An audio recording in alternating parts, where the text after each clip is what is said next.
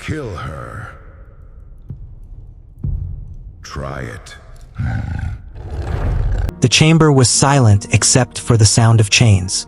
Commander Elena Voss knelt on the cold obsidian floor of the Kryvax High Council, her wrists bound in energy cuffs that hummed with quiet menace. Above her, 9 alien judges sat in a crescent of dark thrones, their eyes glowing faintly violet in the dim light. And behind her, silent as a shadow, stood General K, the most feared warrior in the Kryvax Empire, a being who had ended 3 wars without ever raising his voice. No one in that room expected what was about to happen. "Human," the head counselor said, his voice like grinding stone. "You have trespassed into sacred Kryvax territory. You have stolen data that does not belong to your species. The penalty is death." Elena didn't flinch. She had known this was coming from the moment her ship was captured. But she hadn't expected the calm in her own chest. Fear, she realized, had a limit, and she had already reached it 3 days ago, in the holding cell, when she'd made peace with dying far from home.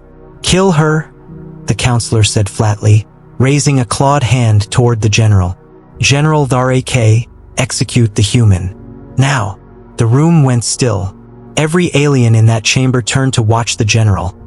The Empire's perfect weapon. A soldier who had never once disobeyed an order in 400 years of service. K stepped forward. His boots echoed against the stone. He stopped just behind Elena, close enough that she could feel the heat radiating off his massive frame. She braced herself, closed her eyes, and then she heard it. A whisper, so quiet only she could hear it. "Try it." 3 weeks earlier, Elena Voss had been a nobody. A cargo pilot running old Earth Federation supply routes through neutral space, dodging pirates and outdated star charts for a paycheck that barely covered fuel. She wasn't a soldier. She wasn't a spy. She was just trying to survive in a galaxy that had made it very clear humans were, at best, tolerated and at worst, prey. That changed the night her ship intercepted a distress signal from a Kryvax research vessel drifting in the Varen Belt. Most pilots would have ignored it. Kryvax ships didn't ask for help. They demanded obedience, and any human foolish enough to answer their call usually ended up dead or enslaved. But Elena had heard something in that signal. A child's voice, garbled and desperate, buried under layers of static. She went anyway. What she found on board changed everything. A crashed Kryvax science vessel, its crew dead from a radiation leak, except for one survivor. A Kryvax child, barely conscious, curled beside the body of her mother. Elena didn't think. She just acted. She pulled the girl out, sealed the radiation leak with her bare hands despite the burns, and flew her to the nearest medical outpost. Kryvax territory, knowing full well what humans faced there. She saved the girl's life. But in doing so, she'd also copied navigational data from the wreck to prove her story.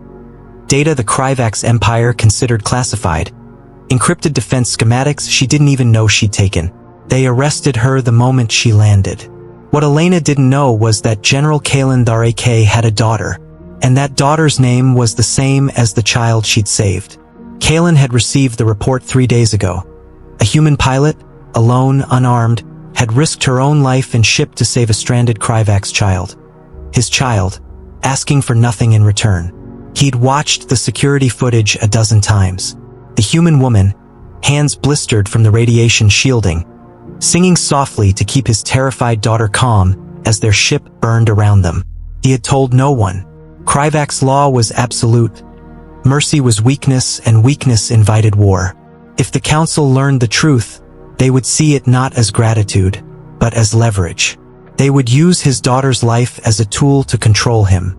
So when the council summoned him to execute the very woman who had saved his child, Kaelin understood immediately what game was being played. This wasn't about stolen data. The council knew about his daughter. This was a test, a way to see whether the Empire's most loyal weapon could be broken by something as fragile as gratitude. He had exactly one chance to save Elena Voss without revealing the truth that would put his daughter in danger forever. Kill her. Now. The counselor repeated, sharper this time, his patience thinning. Kaelin raised his blade. The room held its breath. Elena did too, waiting for the end.